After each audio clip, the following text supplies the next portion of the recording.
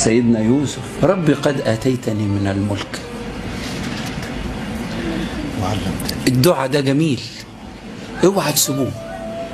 يبقى دعائنا هم ربي قد آتيتني من ايه؟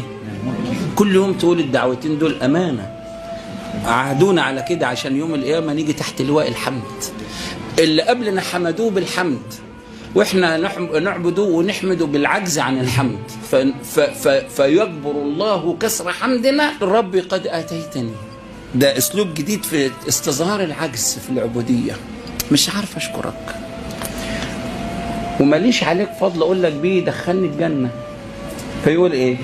ربي قد آتيتني من الملك. انا بعدد فضلك، مش بقول لك ربي يصلت لك 4 ركعات، ولا قال له يا رب انا صبرت على البير اللي رموني فيه، ولا بقول له يا رب انا صبرت على السجن اللي دخلت فيه، ولا ذكر صبره، ذكر فضل ربه.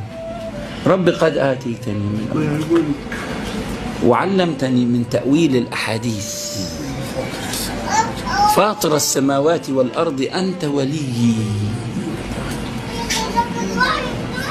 في الدنيا والآخرة. أنا برفع عندك ضعفي، أنت وليي فين؟ الدنيا والآخرة. توفني مسلما. ده بقى جابها من الآخر، ده ما قالوش دخلني في الصالحين، قال له أنا أروح فين والناس دي فين؟ يا رب الحقهم.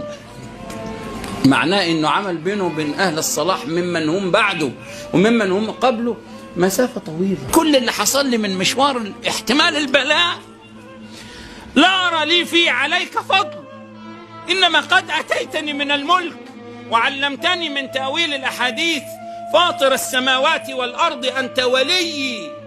زي ما عديتها في البلايا الدنيوية عديها في الأخروية، فأنت وليي في الدنيا والآخرة. توفني مسلما وألحقني بالصالحين. عايز الحق.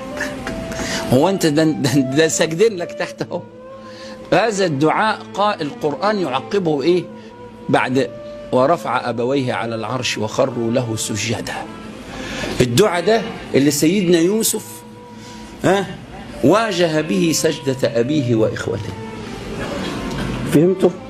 سجدت له المملكة فرفع سجدتها بعجزه إلى الله، واستظهر بأنه بسجدته وصبره وسجدتهم ما أعجزه عن الوصول إلى أهل الله.